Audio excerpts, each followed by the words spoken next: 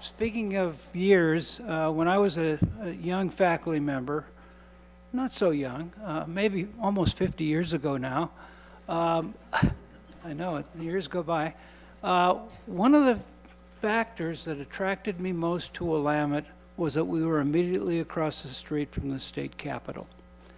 And I sort of guessed that that was going to make it possible for me and my students to get some hands-on experience with the tools of the trade. And indeed, that proved to be the case. But we in ICL are also beneficiaries of being close to state government, and that's on full display this morning with the presentation by our state economist, Mark McMullen.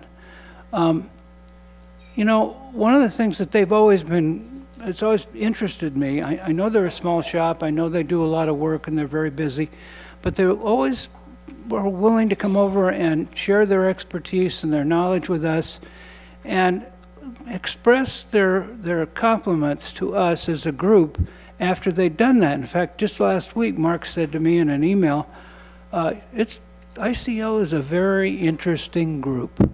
Well, that can be taken a lot of different ways. But he accepted, and he's here today, and so I'm going to take interesting as a positive. Mark is a graduate of Pomona College, where he studied economics. He earned a master's degree from the University of Pennsylvania in public economics, and he has been our state economist for the last almost 10 years. Almost 10 years. Be a record. 10 years is the record. Okay, well, you can go for it. You know, as such, especially if he's setting the record, he surely knows more about the Oregon economy than any other person around. I want to just, as state economist, he also heads up the Office of Economic Analysis. Small staff, they are a forecasting machine. I don't know if you know the quote from Yogi Berra, who said something along the lines of, forecasting is very hard, especially when it's about the future. Well, Mark and his group do a variety of forecasts. And so I wanted to, this is from their website, and they do economic forecasts, and we'll certainly be hearing about those today. They do a revenue forecast, which is important for the kicker law that we have here in the state. They do demographic forecasts. They do clean fuel forecasts. They do correction population forecasts. They do youth authority population forecasts. That's about 2 or 3 per person in the office, I think. And one other thing they do, which isn't a forecast but is important, is they update the state's highway cost allocation model every 2 years. And that model or study enables legislators and agency people to have the information they need to set fees and taxes that would correspond to the damage that different kinds of road users are doing to the highways. I think we're only one of maybe 2 states that do that. There are a couple statewide studies, but not very many. Yeah. So obviously they're very busy. I think he's got a staff of maybe hundreds. Isn't that about right, Mark? Yeah. So please join me in one, thanking Mark. I should have mentioned quickly that his partner, Josh Lehner, wasn't able to be with us here today, and so Mark is going to shoulder all the responsibilities himself. But join me in giving a expression of gratitude and a warm welcome to Mark McMullen, the state economist.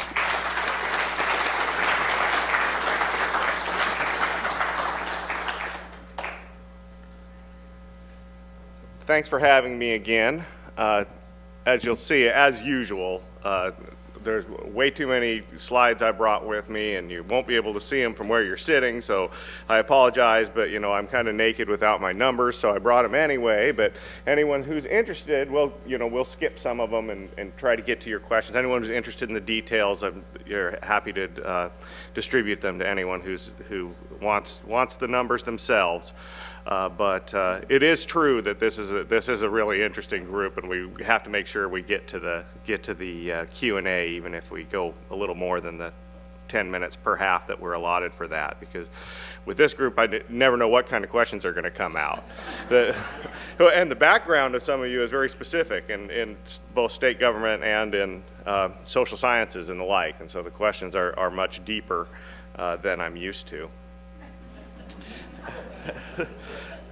So in terms of the outlook, where are we?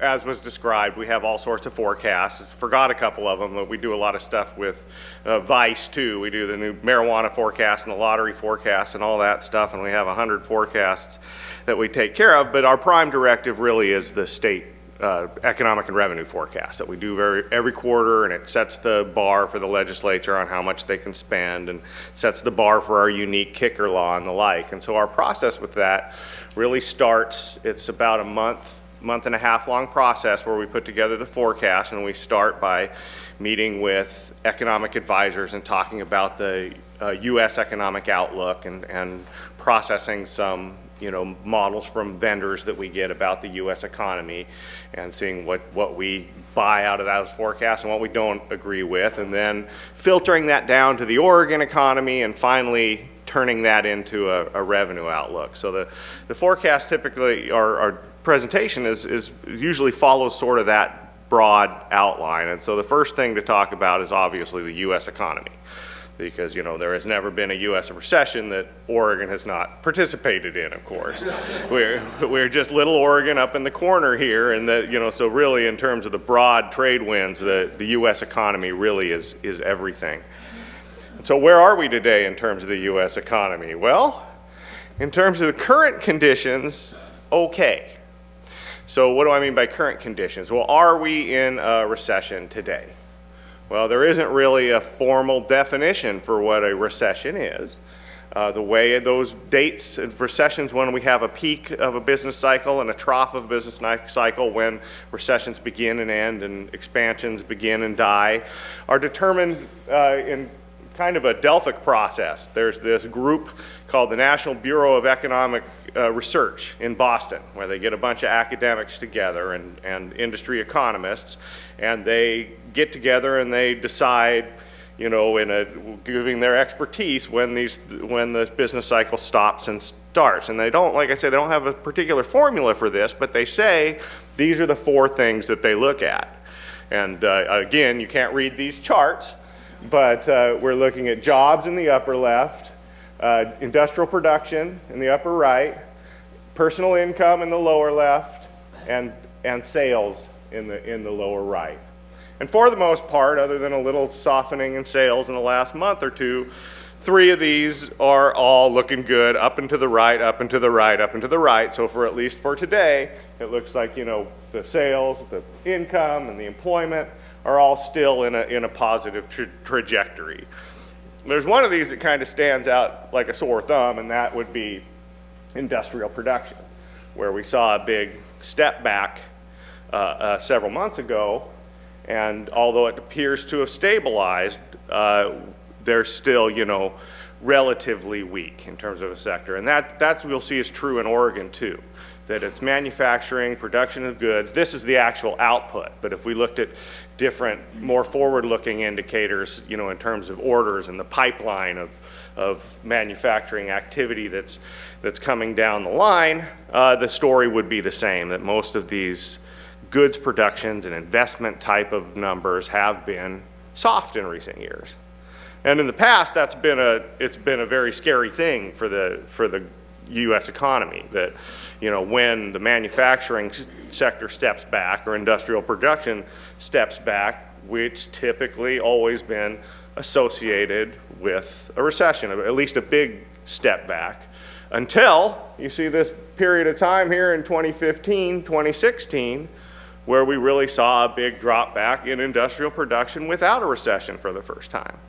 And there were a couple reasons for that. One was incredibly focused in terms of industries. It wasn't all manufacturing industries that pulled back, but it was very much concentrated in energy extraction industries and those associated with that.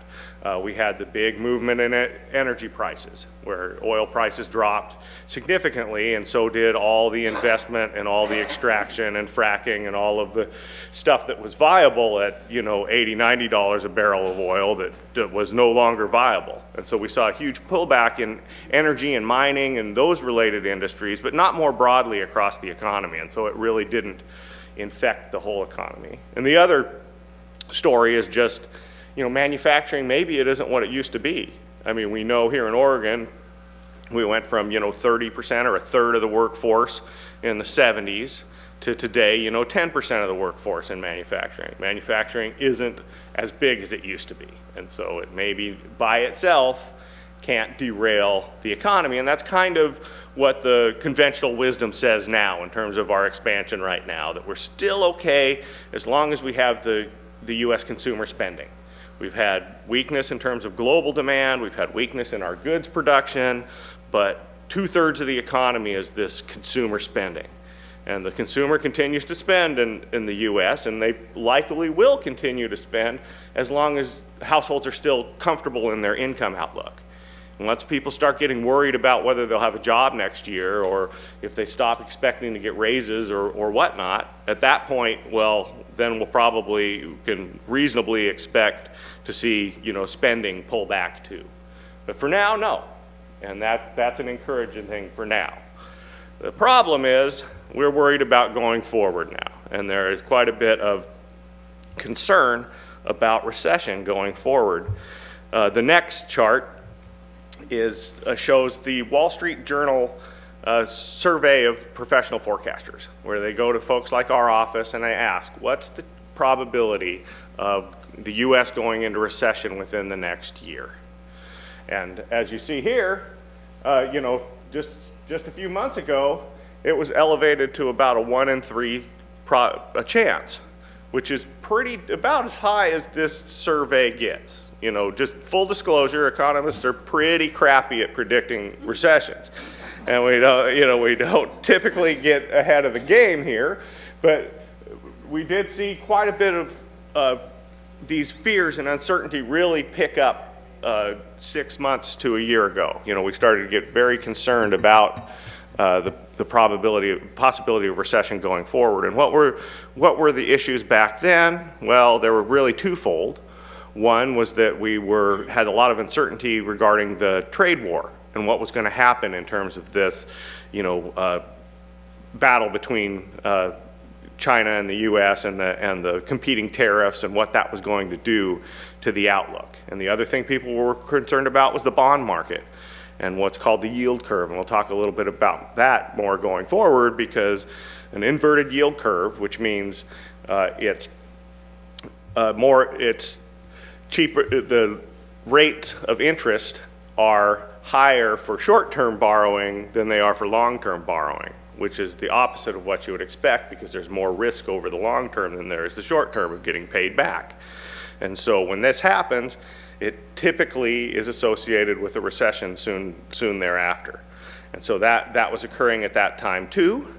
But then both of those things kind of cleared up. We had some more certainty, come around the trade war, and we had kind of both China and the US back off in terms of some of their tariff threats. And we had the Federal Reserve step in, cut rates, help out the yield curve. And so forecasters began more sanguine, and we dropped back down to a 1 in 4 chance of recession in the next year. Now, when they update this next week, I expect to be at least back up to the 1 in 3, if not more.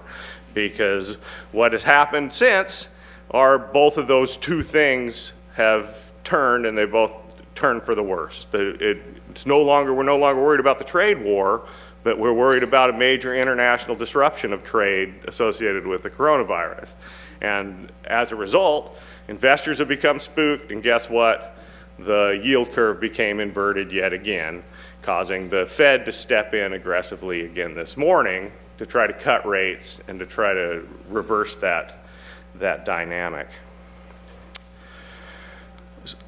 So we don't have really good materials yet for, in terms of trying to do accounting, some kind of accounting exercise to figure out, well, what could this coronavirus, what could it, do in terms of provide a drag on the economy, right? So you can look at all sorts of things in terms of exposure to Chinese goods, for example, or tourism and travel spending and the like, but these never add up to much, and all we have in terms of historical studies are much smaller events, things like SARS or whatever, which were estimated to take 1/10 or 2% off of GDP growth, but not be real significant economic long-term events. Some of them, of course, when I talk about this, of course, the human cost is dwarfs all of this, in terms of the economic and the accounting cost. It's just that's not our world to describe, but that gives these short shrift, right? If we say, well, Chinese tourists spend, you look at the Travel Oregon site, they're about 2% of vacation spending in Oregon. That doesn't tell the whole tale for a couple of reasons. One is because recession is more about a psychological phenomenon than it is an accounting exercise, and I'll talk a little bit about that.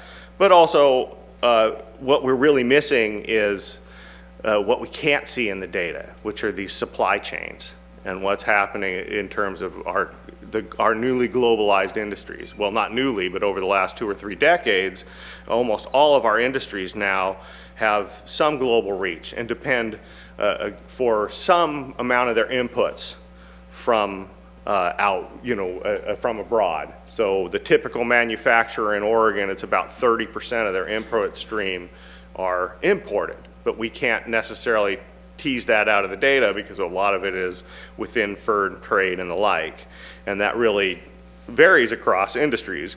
When we're talking about some of the electronics and transportation equipment that we have here, the numbers are much higher in terms of what we have in terms of the supply chain, and that's the hardest for us to get a hold of. And so this direct accounting that says, well, if we just look at what share, affected countries are in terms of their direct inputs to our economy and the direct demand for our goods, doesn't look that scary. But it is. One is because it's in these supply chains and we know it's big. This chart just shows, well, the other thing is, here over the last just 2 decades alone, we've seen China become a much more important thing than it was in the past for our economy. In terms of the global economy, gone from about 4% of global GDP to 16, so 4-fold in the last 2 decades. And the light blue line would be Oregon exports, where it's gone from the same sort of thing, 3 or 4% of our exports, to now 30% of our exports, or the value of our exports are demanded from China. So now it's a bigger deal than it used to be. The opposite of my story, that manufacturing is a smaller deal. The exposure to China is a bigger deal. But the biggest deal really, again, isn't accounting, which is great because we're never going to get a good accounting of this.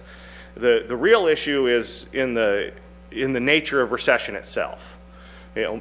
What is a recession? A recession is really this moment where we have coordinated pessimism, where everybody's pulling back at once, right? So we have households say, oh, I'm worried about my job next year or whatnot, so I'm not going to spend on that car, or I'm not going to buy that consumer electronic or house or whatnot because I'm worried about my income prospects. And on the other hand, you have firms that are thinking about their sales over the next year, and they say, ooh, geez, maybe I shouldn't invest in that capital equipment or the new factory, or I shouldn't hire more workers because I don't know if my sales are going to keep up going forward. And so this turns into this negative self-fulfilling prophecy where, well, households pulling back and firms pulling back create lower sales in the future. And that in turn means less hiring, and so all these bad outcomes that people fear come true just because everyone coordinates their pessimism and pulls back at once. And how does this usually happen? It happens with a shock to the economy. So, typically some kind of coordinating event, something to make everyone pessimistic at once. The sort of Lehman event we had last time, when Lehman Brothers went out of business and, and the government didn't bail them out, and everybody said, oh my gosh, things are bad. And not only are things bad, there's a lot of uncertainty. We don't know, who's bad or where the pain is going to fall or, how bad this is going to get. And, and it's, hidden in all the different financial instruments across the globe. Well, this virus has the same sort of nature, where we don't know how bad it'll get. We don't know where it's going to go. We don't know which industries are going to be the most affected. And so it does certainly, create a plausible shock in terms of something to create this recessionary dynamic. And so that's really what we're most worried about. So I said, well, what happened when worries? Well, we see it in the bond market for sure. Of course, we've seen it in the stock market. Not that any of you folks, you're all retirees, so I know you guys manage your money very well and don't have a lot in equity markets. But maybe not so for safer assets, which are, treasury yields and bond borrowing. And what happened when you start getting this fear of recession or fear of this virus? Well, people have been fleeing to safety, which lowers the price on all these things and has created this, again, this inverted yield curve. Here you see where we were last panicked, or August 26th, the light blue line. And so the way you read this chart is we're starting at 1 month borrowing rates at the left to the long rates, 30-year rates on the right. And typically you would like to see a nice upward sloping where the lower term rates are lower than higher term rates, and that's what the market wants to see. And like I say, when this inverts, it almost always leads to a recession down the line. Now, economists tell you, well, there's no causality here. We can't, there's not a causality between the yield curve and a recession. And almost every time we see an inverted yield curve, economists come up with an argument that, well, this time is different because X, Y, or Z, because of the global rates or something else, is making it different this time. But then sure enough, 18 months later, we're in a recession every darn time. But, it's true that there isn't a causal connection. I mean, but there is some intuitive reasons why this would be a bad thing or reflect a bad thing. The reason it would be a bad thing is, well, if the cost of money is more expensive today than it is tomorrow, that's a bad economic incentive, because this deflation in anything is bad for current economic activity. So if I were buying a car and I expect that car to be cheaper tomorrow than it is today, what do? I delay my purchases. And the same thing happens, in the market and for investment and the market, in terms of the interest rate. So if we expect money to be cheaper tomorrow than it is today, maybe I should wait to make that investment. And so that's obviously not good for short-term economic activity. The converse is also true, that this could also reflect people's outcomes, right? So I have a choice. I have some capital or some money, and I've got a choice. I can either invest it in the economy today and try to make it earn money for me, or I can stuff it in the mattress. And when I get started really worried and uncertain about the future, and I'm saying, well, geez, we could have a recession tomorrow, or this virus could screw everything up, what do I start doing? I start stuffing more of it in the mattress rather than putting it to work in the economy, which also, of course, is bad for near-term economic activity. So here you see the Federal Reserve did kind of right the ship, and the first time they've ever actually talked about the yield curve in terms of their minutes or whatnot was this past year in 2019, where in August you saw that at least inverted over some of the span there. A lot of folks look at the 10-year to the 2-year as their definition of what's inverted, but that's really not important. And then the Federal Reserve said, okay, we're going to cut some of these low rates, which created the green line we saw at the beginning of the year. That was from in January of this year, where now we do have a nice upward sloping yield curve after the Federal Reserve hammered down those short rates, basically in order to create this. And again, forecasters and markets like this, and they started to be more confident about the outlook. But then along came the coronavirus, and everyone started throwing their money into the safety of bonds. It started lowering rates across the spectrum, particularly there on the long end, and here we are again with an inverted yield curve situation. Of course, this was from last week, the last time I produced this graph. If we went to today, that red line would be down another half point, so down to about the 1.0, and you see exactly what the Federal Reserve is kind of trying to do today. They're trying to maintain this upward sloping yield curve. But so the risk of recession is highly elevated. Again, economists aren't very good about predicting this, but as long as it's not this coordinating pessimistic event, we're going to be okay. You know, it'll be like a natural disaster. The economy takes a hit on its chin today, but you know, typically we'll make that up over time. If it's just about a supply disruption in terms of, okay, our plants in China are closed for a couple months, so be it. Then they'll make more when they reopen, and we catch up, right? And spending might be the opposite. You go to Fred Meyer right now, and all the shelves are empty. They're bare because of panic buying. We'll see. You know, I was told by one of their buyers that they're doing almost 2 times the orders that they did during the Christmas season this year. And this is typically their off season for purchases. But that's just a temporary thing as long as we don't get into this, deeper dynamic. So what about Oregon? Well, Oregon's okay too. Unfortunately, we don't have all the same indicators at the state level that they do at the National Bureau of Economic Research. So we have to play around, and we're just looking at labor market stuff. But in terms of employment, the unemployment rate, wages and salaries, employment up and to the right, unemployment rate down and to the right. That's good. Down is good for the unemployment rate.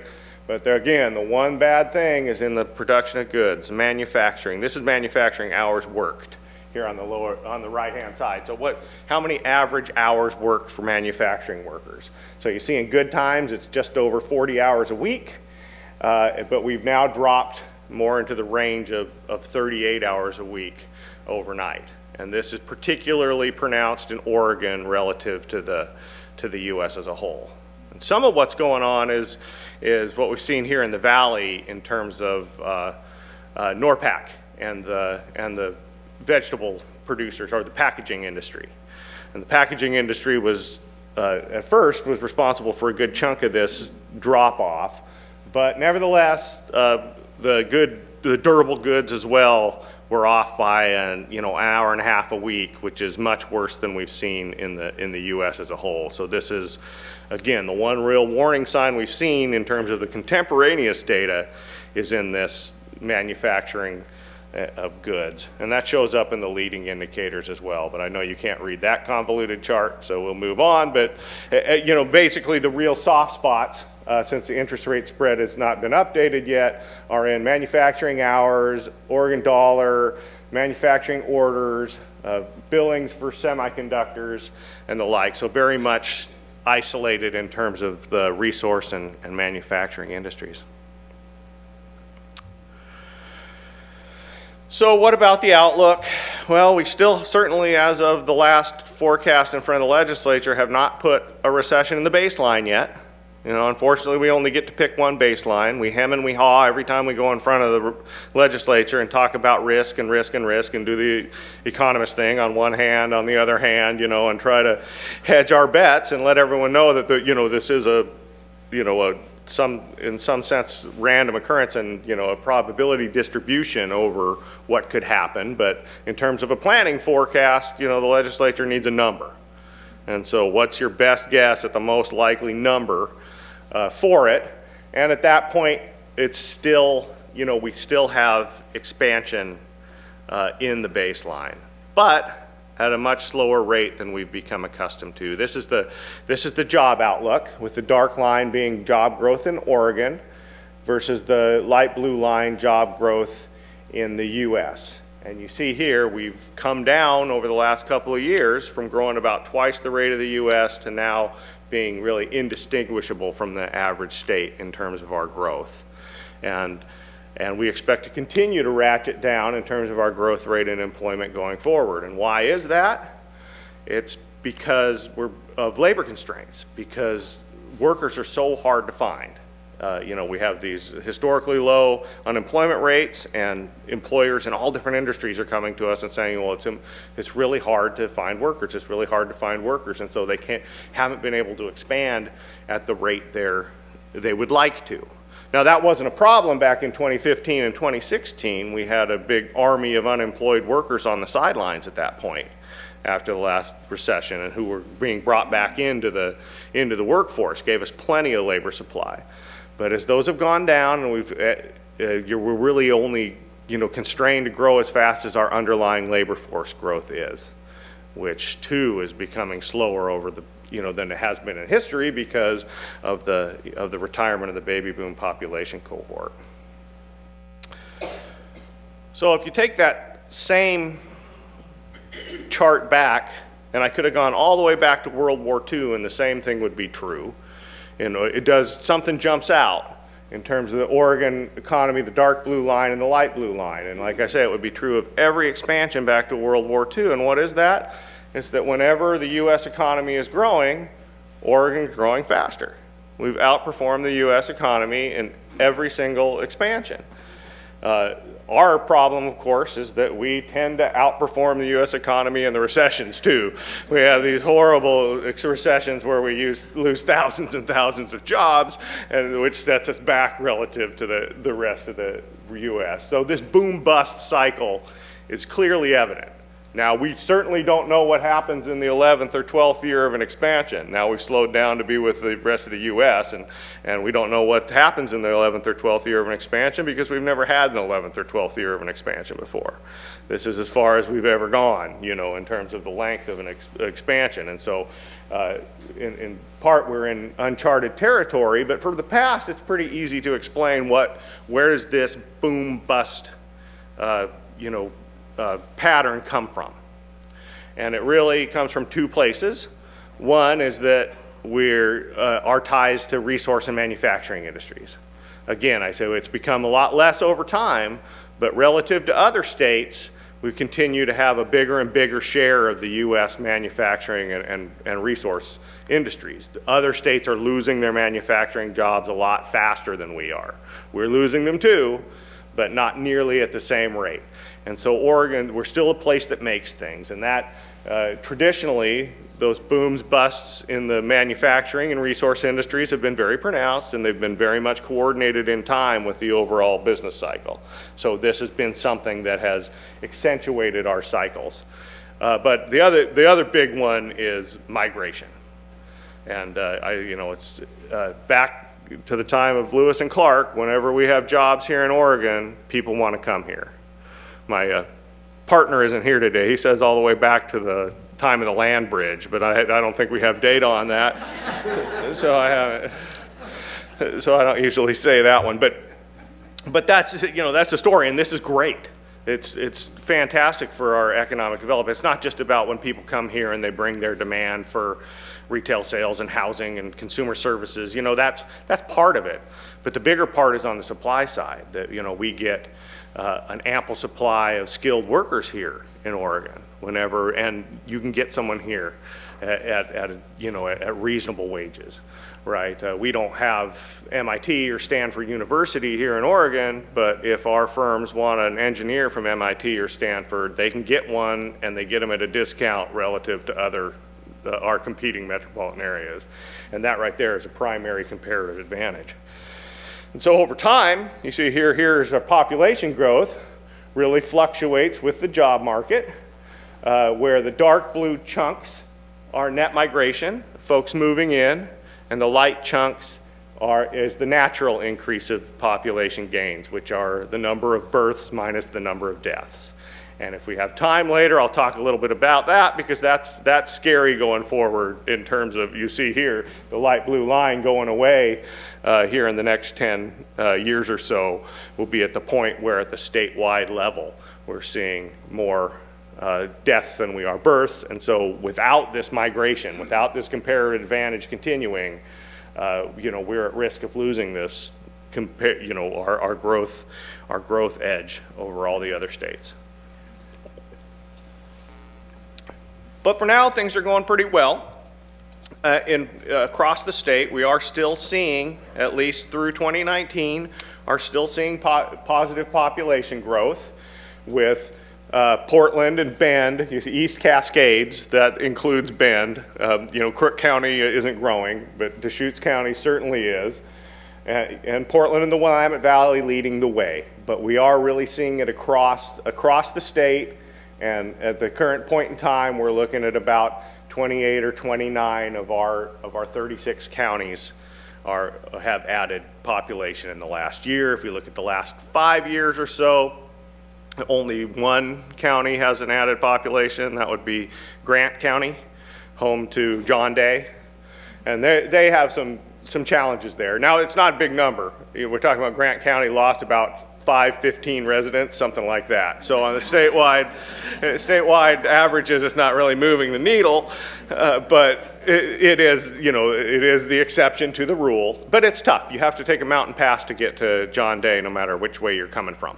And so that does put a lid on some of the economic development opportunities that they have here. But this is our biggest threat, again, to the outlook, is that, well, what happens if we lose this comparative advantage? And what a lot of people are worried about now is why would it go away? Well, because housing and not only jobs aren't only important, but it's also the affordability of housing. And a lot of folks, have moved here, and we do have relatively affordable housing. And so as we've seen that affordability erode, will we lose our comparative advantage as well? Probably not yet. A vast number of the folks that move here come from California, which is still, most of their housing markets are still, even more unaffordable than our local markets are. So that's a good thing. And we aren't yet seeing a lot of flight, at least at the metropolitan level, in terms of our, another thing you would worry about, okay, if the housing prices are deterring people from moving into Oregon, it would suggest, and particularly into our hot metropolitan areas, it would suggest that maybe low-income houses in those areas are getting pushed out as well. And so that's something we can try to study and look at households in the Portland metropolitan area under $50,000 in household income. And those are now, we're still netting positive in terms of more of those houses moving into Portland than moving out. Now, unfortunately, we have to look at that at a metropolitan area picture. So there may be some of this displacement going on beneath the surface that we can't see in terms of, okay, well, maybe people are getting pushed out of the center city and out into Gresham and way out, into the less desirable parts of the metropolitan area, and we can't really net that out of the data very easily. But so that's the fear, and what makes it a little more concerning is this last 2019 number has come in pretty darn weak. So here you see the annual change in population growth, and the blue line is what we had been forecasting about 3 to 6 months ago, which was a gain of about 50,000 in Oregon for 2019, and that was based on a lot of our leading indicators for population growth, things like school enrollments, and our favorite one is the DMV records, where driver's license renewals. When someone comes in with their California driver's license and says, I want an Oregon driver's license, that tends to be very highly correlated with that year's population number.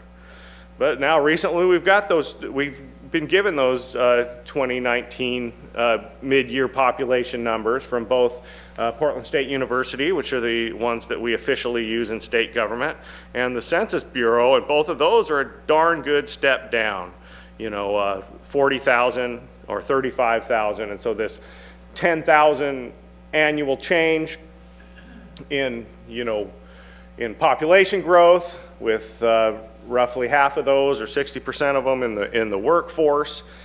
You're looking at 6,000 jobs, which is half of the year's worth of jobs. So this is scary for our outlook. Now, we're not sure it's true though, again, because our leading indicators were saying something much stronger. Plus, we're also kind of at the last year of this 10-year span where we're not tethered to a decennial census. What happens with these yearly numbers is they can get off a track from the actual numbers until we do this big, every 10 years we do a big census. Census 2020, we get an accurate count, and then we anchor all these mid-year estimates to the two anchor points, the 2010 and 2020. And so, and this can move a whole lot. And so that's, our advisors are suggesting we don't make a sea change in the economic outlook until we get these 2020 census numbers and find out really where we are today, and whether or not this is a real phenomenon, or whether it's just they've got the timing or the magnitude wrong over time. But that's the fear. But in terms of the pattern of migration, it's all the same as it's ever been,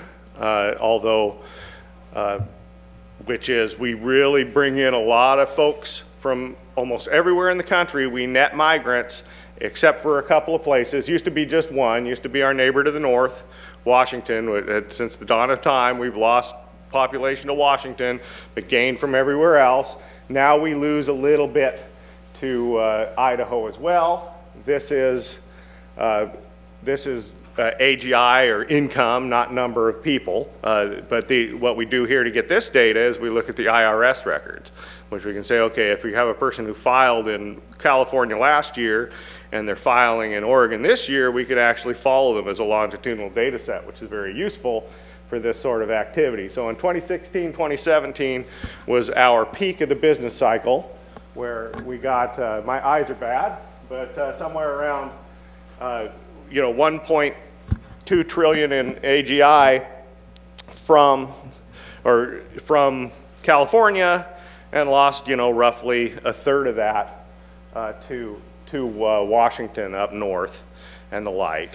But still within range in the pattern. And 2010, 2011 was the low point, when there were no jobs. Again, people come here for jobs, but plus people were also trapped in their houses at that time and couldn't move. A lot of folks were trapped with bad loans, and the flows were much smaller, but the pattern was really the same. And we're still seeing a lot of that pattern, which is good for Oregon. Again, the workforce is the most important thing, not the income. But as a tax guy, I look at the income, and you don't need to read this chart to know what the income net gainer is on the far left there, which would be California. That's where we get all our stuff, and that's why we always have our elbows out.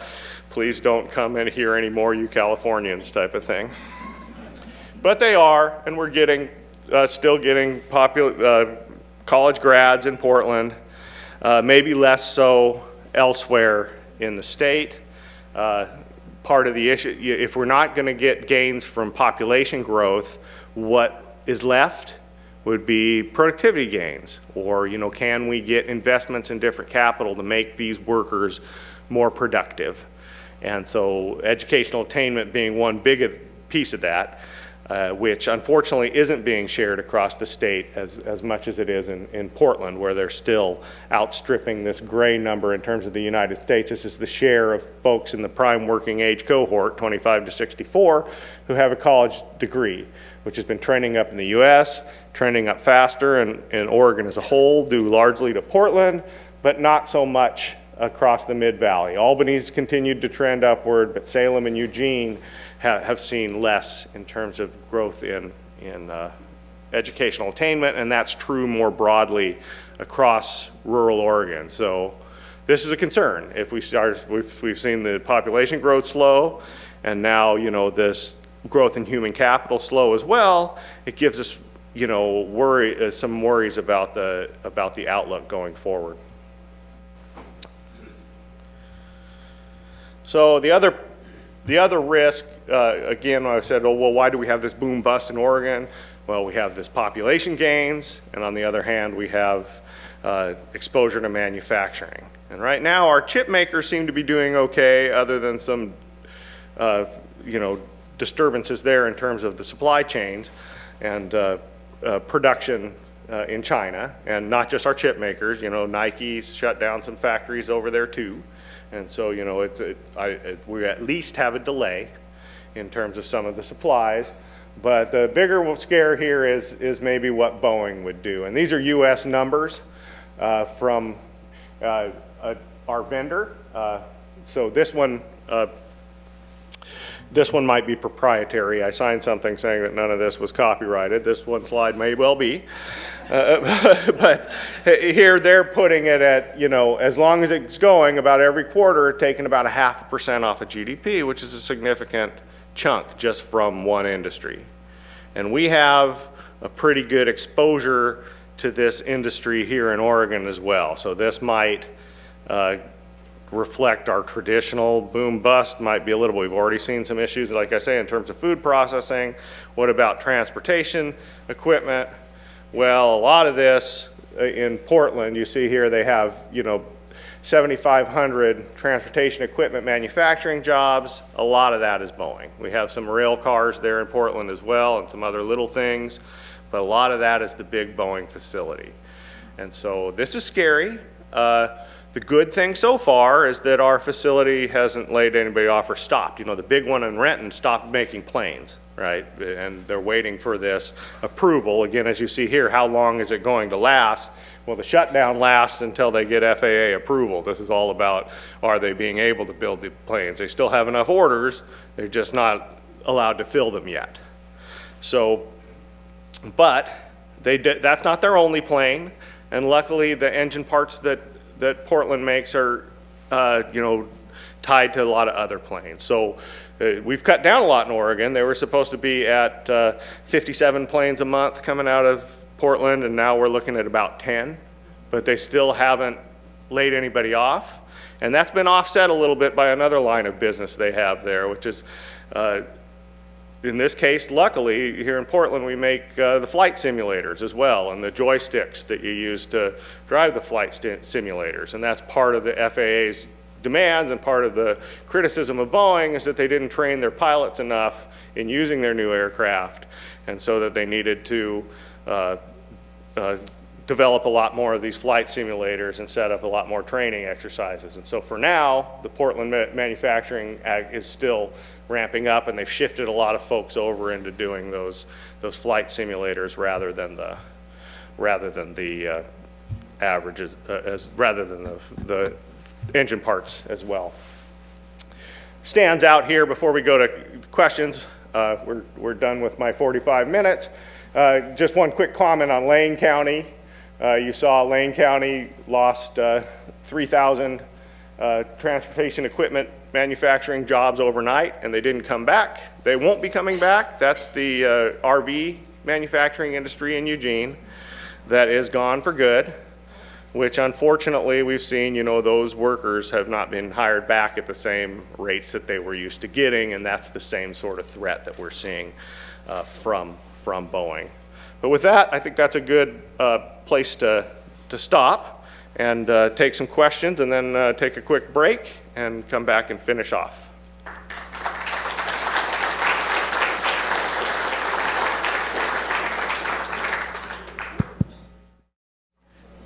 All right, so we're back. So I'll try to keep my head pointed at the mic for this half of the talk. I apologize. We got some positive feedback there.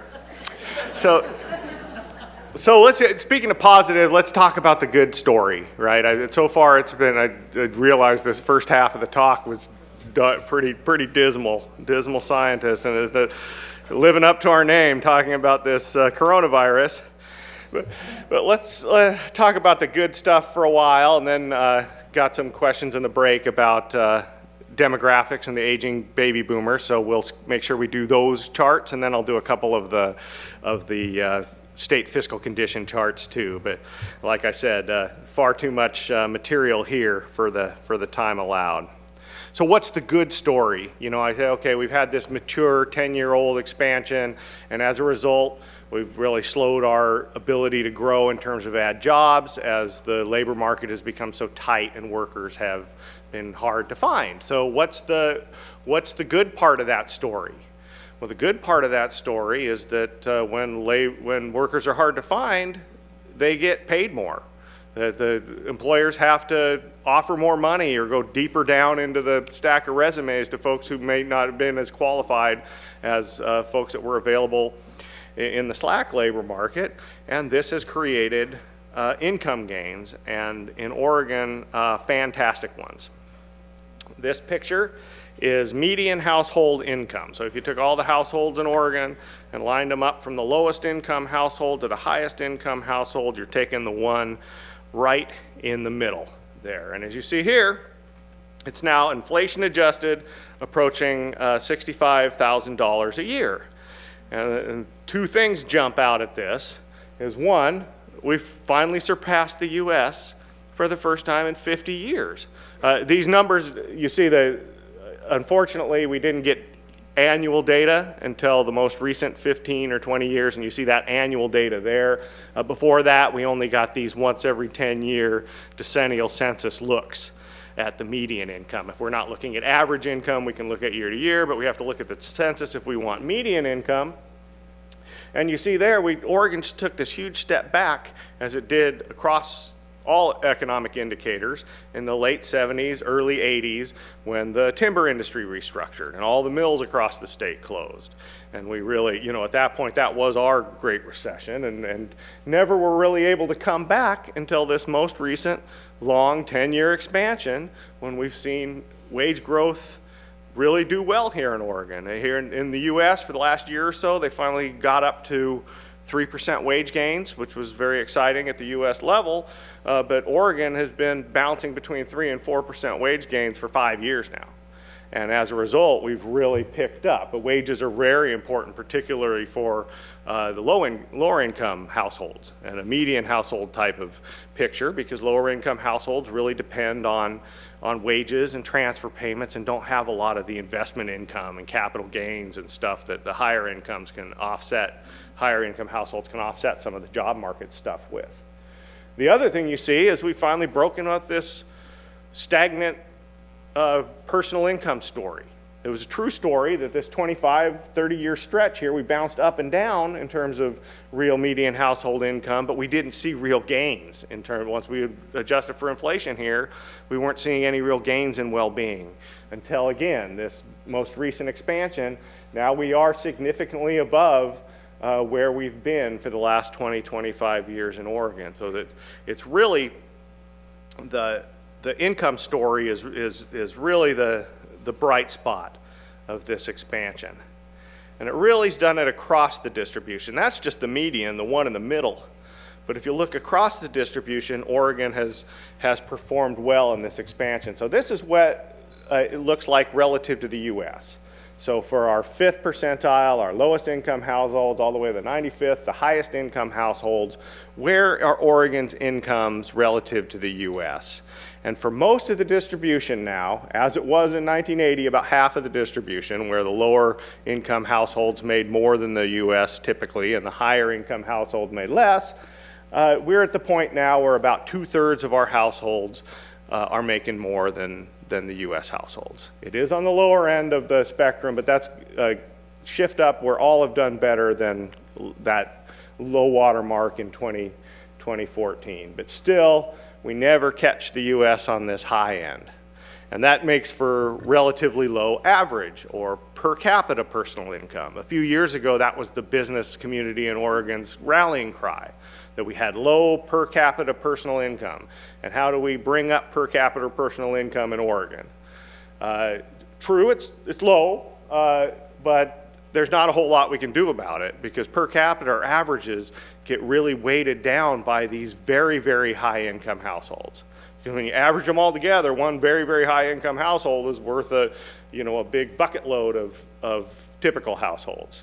And in Oregon, we've always been lower than the US average in our very, very high income households, largely because though a lot of those are located in big metropolitan areas with financial centers and the like. New York, Chicago, San Francisco, some of these incomes are astronomical. And so those really move the needle, and without that sort of, huge old money financial, we have high income folks here too, just like anywhere else, but just not as many as those type of areas. And given the industrial structure, I don't see that changing anytime soon, but it's about as great as it's ever been. Same story with poverty rates, where we've dropped back below the U.S. in terms of the official poverty rate in Oregon, and we've seen a narrowing gap between our communities of color, which are still the light blue line. Communities of color still higher poverty rates than their white counterparts in Oregon, but nevertheless, that gap has been cut in about half during this expansion. So these things are all very positive, not as much to crow about in Salem, unfortunately. In Salem, you see here quite a bit of growth in median family household income, but over the past 10 years, we haven't seen it. We've seen growth, but just about at the same rate as the U.S. and not the catch-up that the statewide average has made. And the same thing in terms of poverty rates. We've seen poverty rates in Salem come down, but not to the same extent that they have in Portland and the U.S. as a whole. But we have seen growth across the entire Willamette Valley, where Corvallis being the dotted line has probably been the best, but Albany, Eugene, and Salem have all seen significant gains in terms of household income.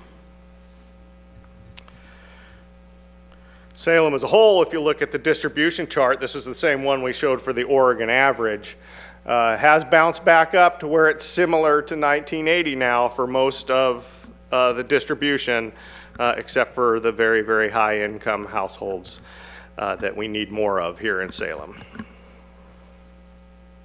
So the income story is the positive one. That's where we get the most warm and fuzzies. There are still some issues in the income distribution that I don't want to just gloss over, and the biggest one being the polarization of jobs, where we've seen a tremendous amount of growth on the low end of the job spectrum, a tremendous amount of growth on the high end of the job spectrum, but where most people are in the middle, very little at all. Middle wage jobs just, defined, they're somewhere between, somewhere roughly 30 to 60,000 a year, just depending on the occupational as we spread them out. So we're talking about the big chunk of workers. We're not talking about like middle income or middle class here. It doesn't have to do with middle class. It has to do more with just if you line them all up on a spectrum and pick the ones in the middle. So these are construction workers and teachers and the like. And administrative assistants, factory workers, all those kind of fall into this middle income, middle wage rather categories. And the way to read this graph is on the left, as we went into the recession, everywhere lost jobs, but the real pounding was middle wage. We lost 100,000 jobs of middle wage occupations, where more like 30,000 jobs of the other occupations. And then as we've gone forward through the expansion, we're now to the point where we've recovered all of the middle wage jobs that we lost during the recession, but it's 10 years later. And this has been happening not just in this expansion and recession, but for the last several, where the middle wage jobs just get clobbered in the recessions and they don't have a chance to come back all the way in the expansions. And unfortunately, this is tough to solve. One of the big culprits here is technology, and technology and the globalization, but mainly technology. Where if you visit a timber mill in the state now, you'll be amazed there are maybe 4 or 5 people on the entire floor working, and the rest is absolutely automated. And the same thing with traditional desk jobs or retail jobs, right? We've lost our bank tellers to the ATM. We've lost, a lot of our administrative assistants to Microsoft Office and the like, where you don't need an assistant for to make the schedule for every executive. One assistant can make a schedule for 10 executives, 20 executives, the like. And so this has really put a pounding on them, and this is really, it shows up during recessions when there's the big, there's the attrition that goes on there. But the real big thing that's, facing us in terms of the outlook now is this structural demographic change. This big change in terms of the mix of our households and the ages, and what that's going to do is really, really unknown. The first point is we talk a lot about the boomers, and I'm going to focus most of my talk here on the older households, but in a lot of cases, and we already talked about household debt and the like, a lot of times we really should be spending more time talking about millennials and what they're doing. Here we're looking at the population in Oregon in terms of the number across these different generations. So the millennials, we don't have a name for post-millennial yet. Some people are calling it Gen Y. We have Generation X, boomers, and the silent generation. So these aren't always the same size, just defined by the census. But you see here, the number of millennials in Oregon is darn near the same as the number of baby boomers. And so in terms of that, and soon to be larger. And as these folks are moving into these root-setting years and picking school districts and buying cars and choosing their careers, going to be much, much more important for driving growth going forward. But, but obviously there's a big impact with the boomers as well. And the one would be, well, unfortunately, some of them are dropping off. You see the silent generation there is becoming smaller and smaller.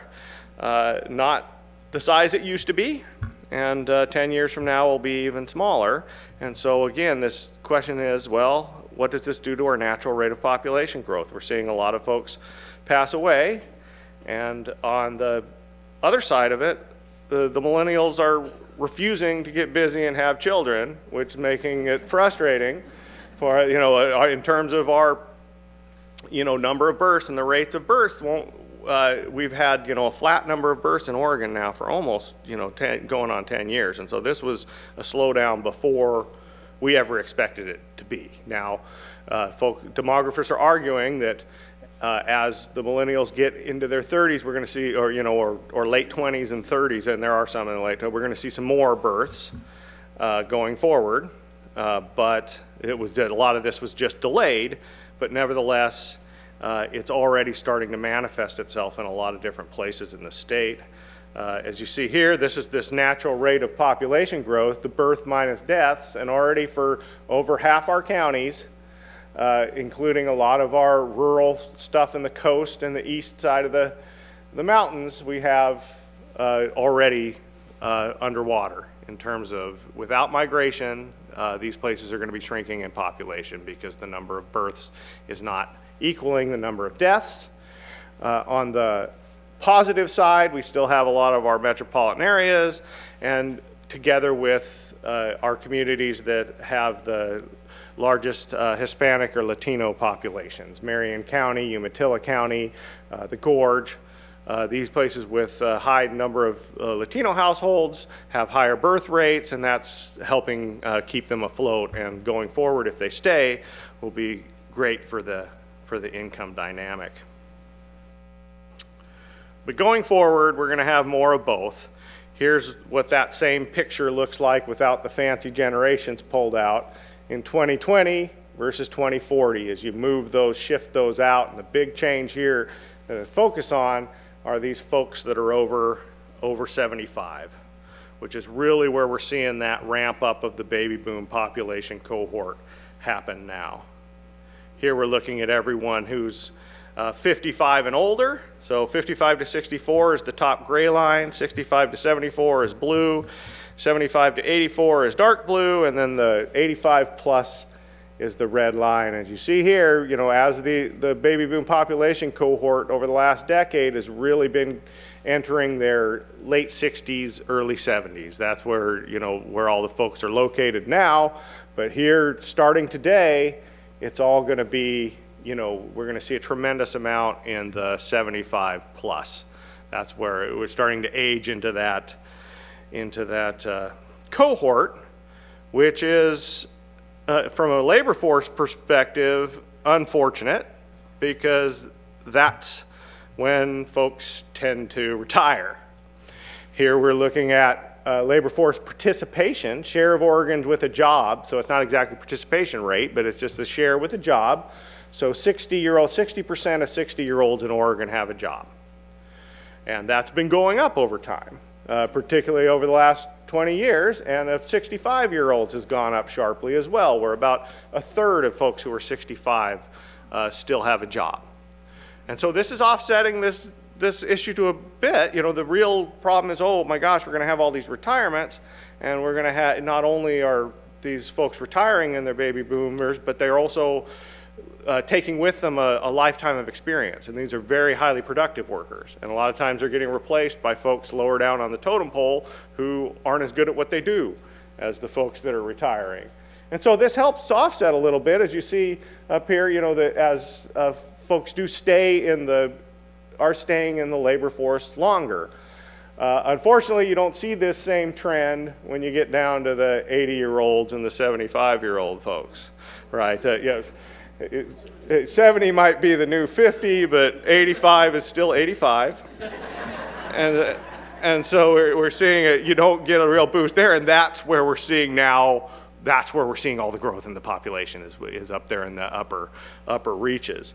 And so here is our scary picture of the retirement. So if we look at folks, the annual change, looking at lock those participation rates, and look at the change in the 60-year-olds, what we expect to be dropping out of the labor force, we're looking at 20,000 workers a year for the foreseeable future are going to be just leaving the labor force in Oregon. So this is a significant drag on the potential for economic gains going forward.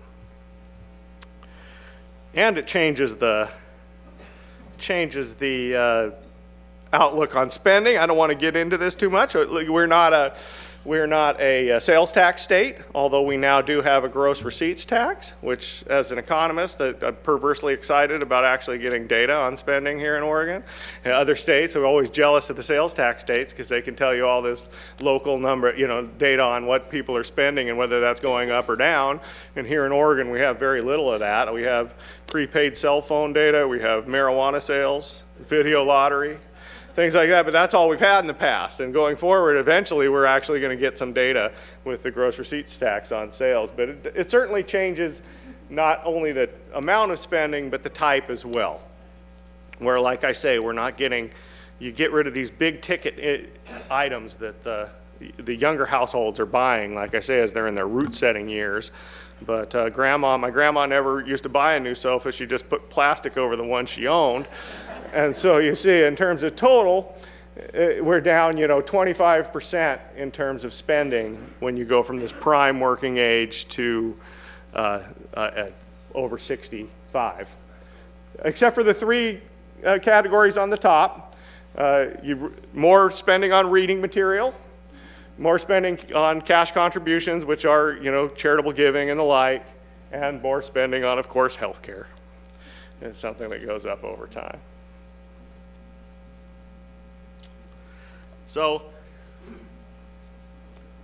those are the comments I was going to make on the economy, and then I was going to talk a little bit about the state fiscal conditions, our taxes and our balances, and some of the new policies that are out there.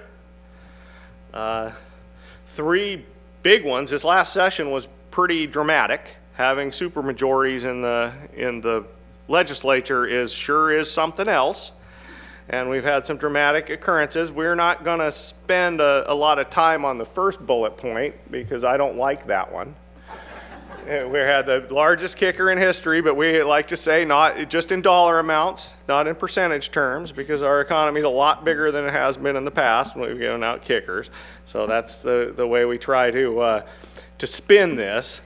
But it's been brutal in terms of our ability to forecast the revenue. We really came in under this last biennium. This biennium is already coming in above our expectations as well. This has typically happened in this part of the business cycle for our office when we're talking about things slowing down, and sometimes things stay hot for another year or two after we expect them to slow down, and we get the big kickers like we did in the last two cycles in the tech boom and in the housing boom. We got big ones as well. Both the housing boom well bigger than this one in terms of the percentage terms, the tech boom smaller. But this one has been a little bit different because this one we've really nailed the economic outlook. In terms of our forecast for jobs and income and all that, they've just been really right along the lines of our expectations as we've gone over this last couple of years. But what hasn't been has been tax revenues. And that these tax revenues have been coming in above and beyond what the underlying economy would suggest. And across a whole range of them. Personal income taxes, corporate are big ones, lottery spending, estate taxes, all the large, I'm blanking out on a few of these others, but really all our sin taxes have come in above forecast and really outstripping what the underlying economy would mean. And so there's a couple of issues going on here, right? One, and the biggest one that is responsible for a lot of it, and there are other, was the federal tax reform. And the federal tax reform really impacted the timing and the magnitude of tax collections here in Oregon. In particular, when it was passed, there was a tremendous amount of shifting to say, I want to push as much income as I can out of 2017 and into 2018 and 19 into this biennium and try to pull as many costs as I can in before the tax rates go down.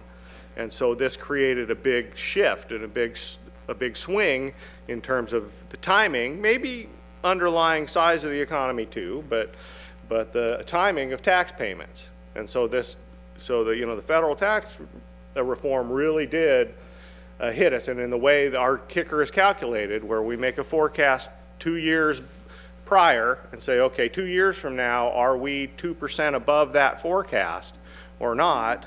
These shifts can be tremendous. And this, in this case, it clearly has been. Of course, the other big issue is the big corporate activity tax that we've put in. We've been trying for an additional revenue source for years and years and years, or at least part of the legislature has been. And it finally, shockingly, went through, which should increase revenues very, very significantly. And it's now our baby to forecast this. The way our process goes is for all the potential policies out there, we believe our counterparts on the other side of the street in the legislature, the legislative revenue officer, comes up in his office, goes ahead and says, okay, we're going to score all these potential policies or bills that the legislature is thinking about and tell you how much money they're going to give you. And then once that goes through the legislature and the governor signs it, then it becomes our problem. And so our process is we're going to start with the Legislative Revenue Office estimate, which is $1.6 billion a year or something along those lines for this one. And then as we get data, we'll update that and create a forecast based on more real world or tangible estimates. This one's tricky because we don't have any data on this and aren't going to for the foreseeable future, or not the foreseeable future, but at least until the very end of the biennium. It was very important for policymakers to get some money in the current biennium for schools. And so they made this corporate activity tax effective on January 1 of 2020, and January 1 of 2020 hit the ground running, and the Department of Revenue hadn't even made rules yet. They're still working on the forms. I've seen some of the draft forms of it, but we don't really know, and tax professionals don't really know how to necessarily manage this tax, or businesses don't really know how much they owe. But they do have to make quarterly estimated payments. And so given this uncertainty, the legislature said, oh, well, we'll just get rid of penalties on quarterly estimated payments, but then the legislative revenue officer said, well, then you probably won't get any money this first year. If you take away penalties, the accountants are going to tell you, well, just hold it up until you file next April. And so no, there is a nominal penalties in there now.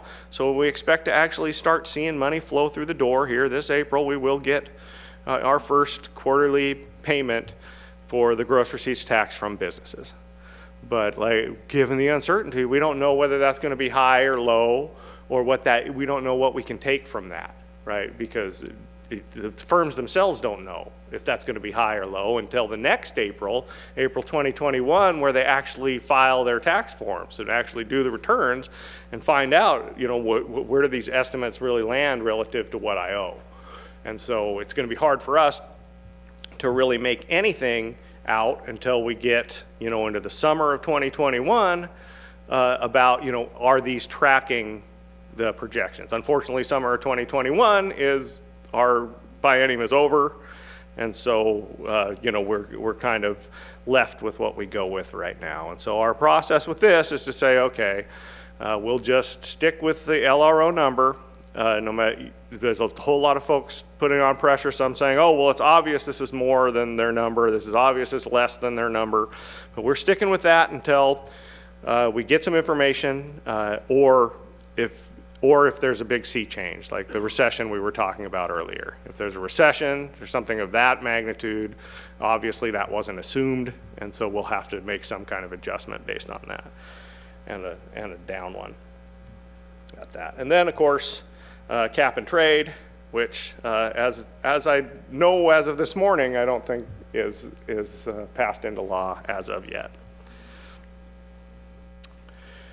But like I say, so the mystery for us is, we've seen all this revenue come in above and beyond the economic growth. So how much of this is real and how much is just temporary? I talked about the timing stuff that goes on with the corporate, with the federal taxes and the like.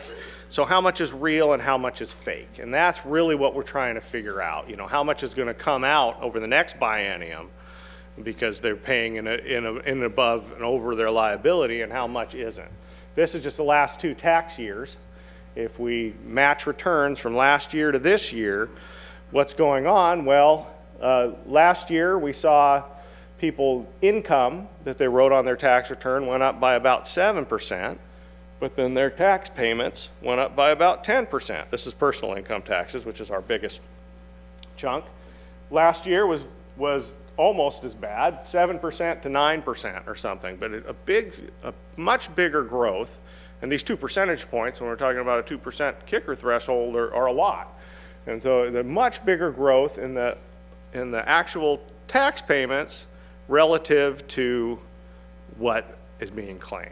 And one place that really shows up also is in withholding out of wages and salaries. And this is the one that is unexpected for us, because traditionally over the past, when you look at withholding, which is the amount they take out of your paycheck every month of taxes, traditionally we've looked at our economic measures of wage growth from the Labor Department or the Commerce Department, and these places say, okay, this is how much wages are growing in Oregon, and those are all the charts I've shown you before.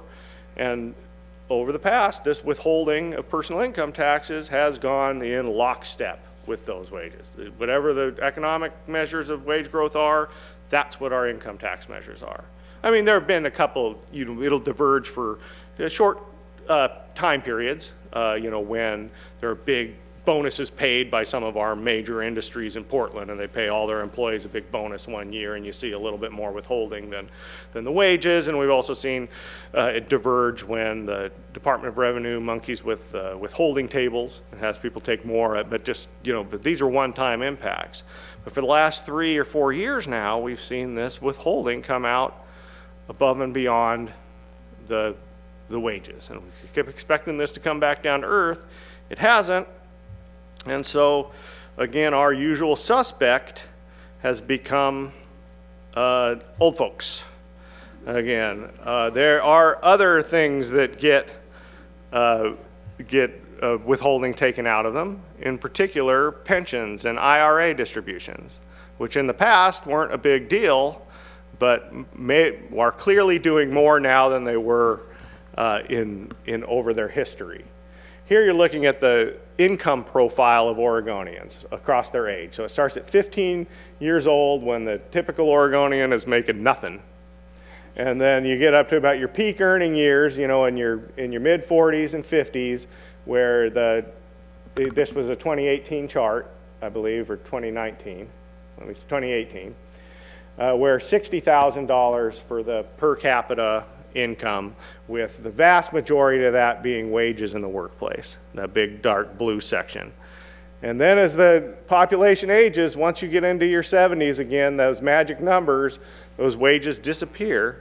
That there's still quite a bit of income, even up to 80s and 90s. We're looking at average income of 35, so better than half of what the average income is in the peak working years. So still making income, but the composition of that income has changed, where you have these gray chunks: Social Security, retirement, and investment income. And so it's really that retirement and investment income piece that we're focused on in terms of the withholding puzzle. Unfortunately, Department of Revenue can't give us history on, they can give us 1 or 2 years, they can dig up the 1099-Rs and tell us what it's done over the last year or two, but we can't see if there's been this big sea change. But it certainly appears likely. Now, the Social Security in Oregon isn't taxable. So for us, it's really the retirement investment. But this also tells another story. It says, well, we need to worry in our models about the effective or average tax rates, because these wages and the like are taxed at much higher average rates than are some of this retirement type of income. And so this is going to put downward pressure on tax receipts above and beyond the downward pressure on economic growth that we're going to see from the population cohort. Not to blame the baby boomers for everything, but just almost everything. And so here's what it looks like in terms of Oregon's reported income in our current baseline forecast. And I'm pretty comfortable with this. I hadn't put this together until this most recent round to say, well, are we really keeping up? Again, there's this magic 70s number where in terms of the labor force participation drops off so much. And so we're looking here at that population, the red line population of folks that are in that cohort, 75 years and older, compared with the pensions, IRAs, and federally taxable Social Security. And so this is telling a similar story. And so I'm pretty confident with that. The composition does change a lot, where today pensions, you put the IRAs and Social Security together in Oregon, that income is about the same as the pensions. But as we go forward, those are all going to shift to more of a 1/3, 1/3, 1/3. The pensions forecast here is really driven by assumptions in terms of the shift away from these defined benefit plans, the traditional, the PERS type of thing, where you get a defined benefit over time from your, defined retirement payment over time from your benefits. More and more companies have been moving to more of a defined contribution model, like the IRA, where and so that kind of share is going to go up over time while pensions shrink. But nevertheless, that's a piece to it, but it's not all of it. And there's a whole lot going on, in particular in terms of the personal income tax side. It's these dividends and capital gains that are coming out of the blue, and those are so divorced from the underlying economic activity. We don't know when those were earned, right? You can have a capital asset, maybe I own my business or I've owned a stock, I hold it for 20 or 30 years, and we cash that in, and that's really divorced from these underlying economic activities. It's going to really shift with policy, and we really did see that, anecdotally at least, in response to the federal policies. And we've seen it in the past too. In the mid-'80s, when they did the Republican capital gain tax reform, you saw a massive shifting from one year to the other in advance of that, and we're seeing that again. And we're also seeing it in terms of corporate taxes. But this one, we're wondering, might be some increase in the base as well. This is Oregon's corporate income tax revenue, which for years and years bounced around, up and down, somewhere around 300 or 400 million a year, very volatile, depending on the business cycle, but that's where it was. And then in recent years took a step up to about a running rate of 600 million. That was digestible because we had a lot of policy changes. For one, we brought in Measure 67 and brought in a corporate minimum tax, and we also changed the apportionment to say it's all about where you sell your goods, not necessarily where you produce them or hire. This to give advantages to some of our big exporters, right? Intel makes a lot of chips here, spends a lot of money on factories, a lot of money on employees, but in terms of the share of their chips that they sell, only a tiny portion goes to Oregon. So they're only taxed on the tiny portion that goes to Oregon and no longer on their where their facilities are located or where their workers are located. So that was okay, and we saw, you know, those terrible business energy credits go away and some tax haven stuff happen. So we expected to see a little step up, and from whatever 400 or 500 to 600, that seemed in the ballpark. Impossible to measure, but somewhere in the ballpark. But then, right about exactly when the federal tax reform went in, we went from 600 million a year to a running rate of 900 million a year overnight, and we've been sticking there since. So this is the question, you know, how much of this is businesses shifting across time, or maybe, you know, some of it does have to do with a larger base, in particular having to do with a lot of the offshore income.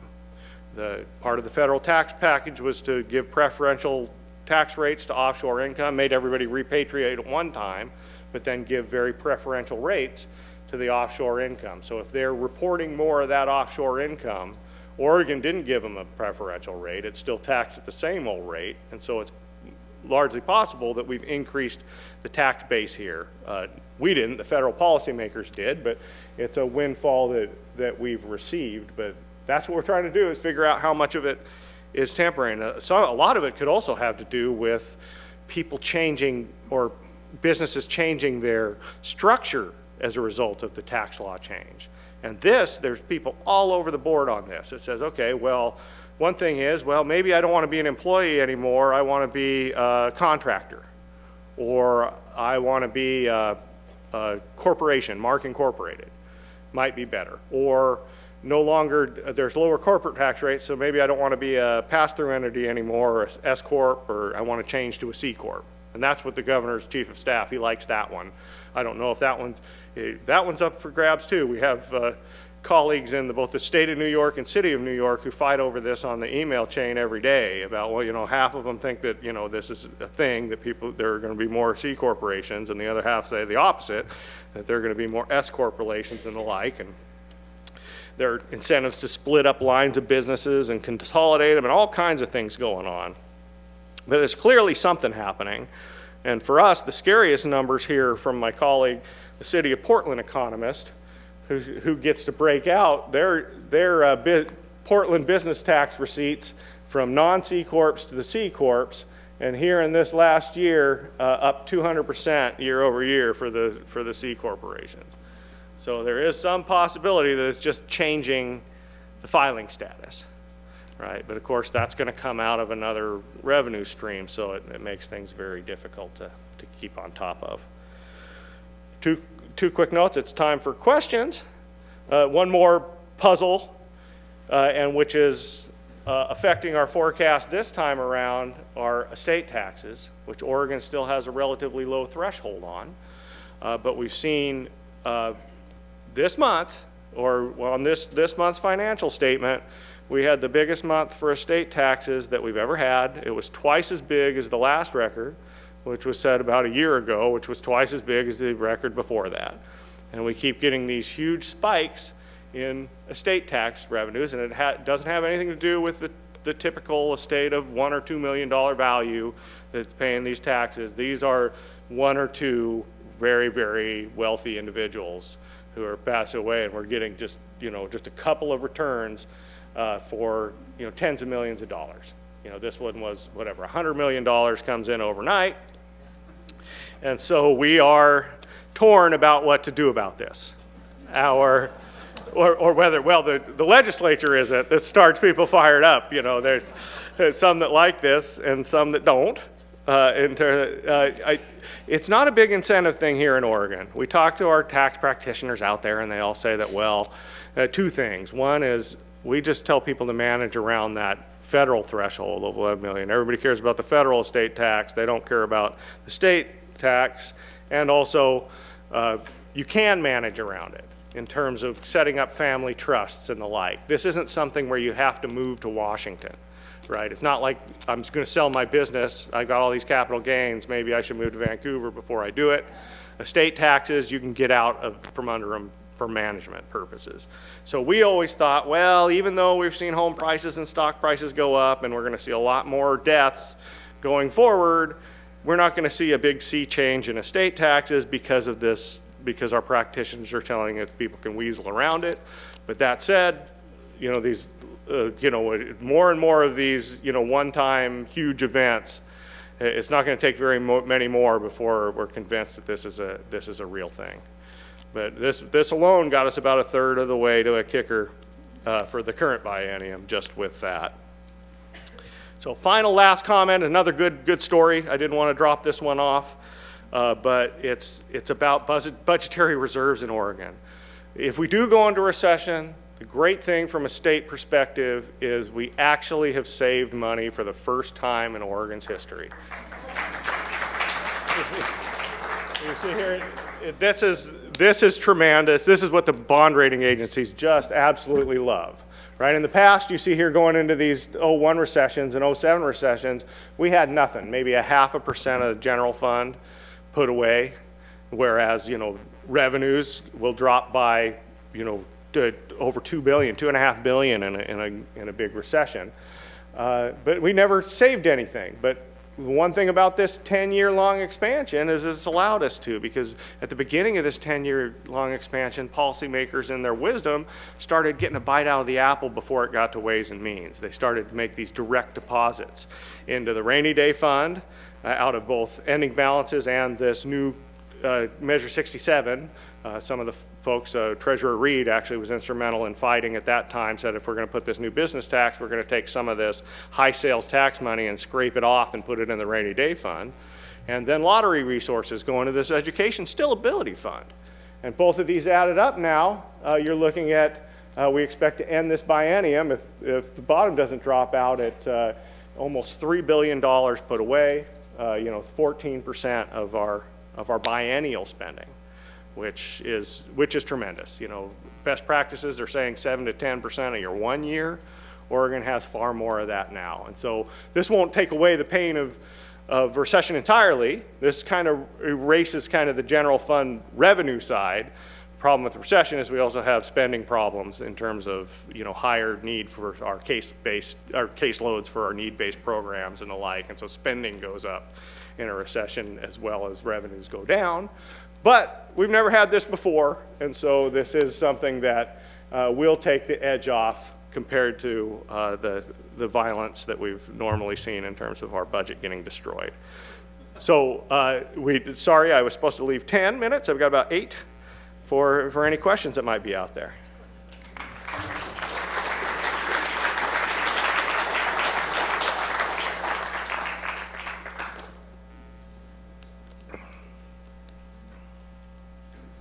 Jeanette, thank you very much for the overview of the Oregon economics. I'm thinking, though, like you referred to the median household income, but I'm thinking of the fact that in the United States, 3 individuals own as much as the bottom 50% of the people in the United States. So we have a really growing disparity. And you just mentioned the fact that the needs-based programs need more money when the economy is rough. So there's a relationship there. But how does this growing disparity fit in with the Oregon economy, or does it need to? Are those two separate things? It seems more personal. No, it is consistent. While all of our households from low income and poverty rate and median household income have all been doing better over these 10 years and improving, they haven't been growing nearly as fast as the top of the income distribution. This disparity that you're talking about has gotten wider and wider. Even though the bottom end is doing better and going up, they're not growing nearly as fast as the top end. And so that's an issue, particularly in a consumer-driven economy like we are, right? Insofar as folks on the lower end of the income spectrum, they spend pretty much all of their income from month to month. But when the income is accrued at the top end, well, a lot of that is saved and not spent.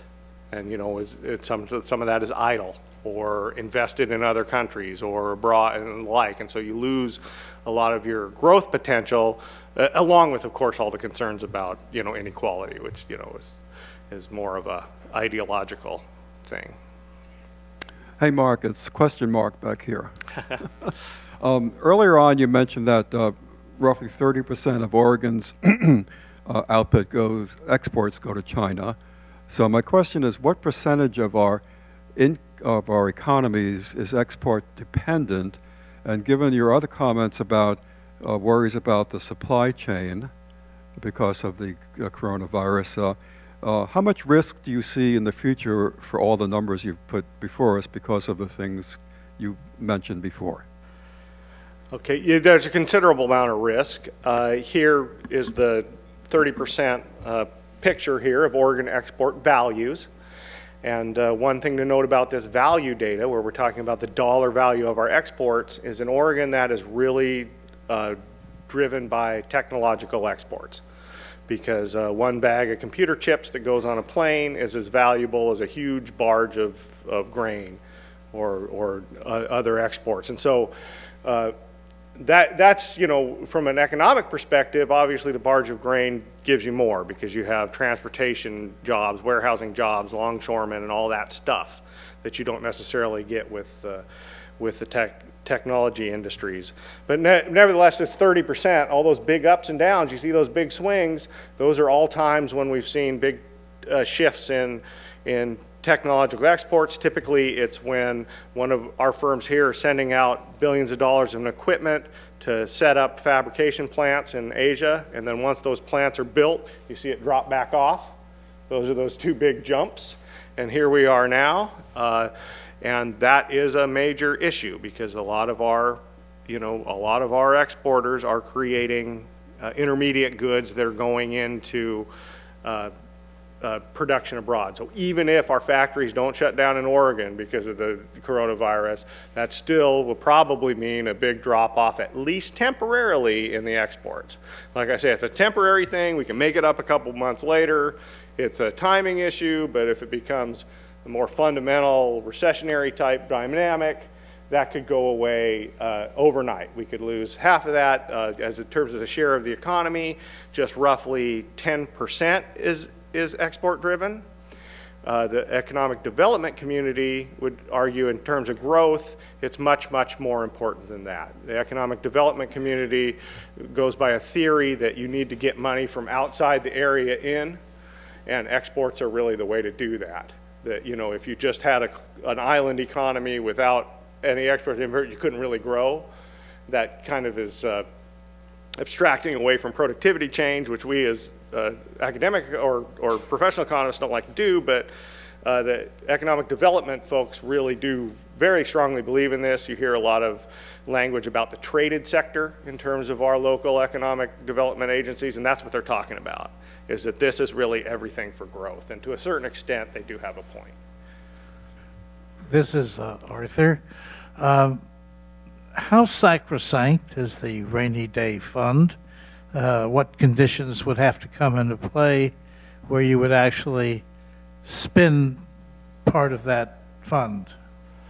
Yes, good question. The rainy day fund has never been tapped yet, of course, and has thresholds on it about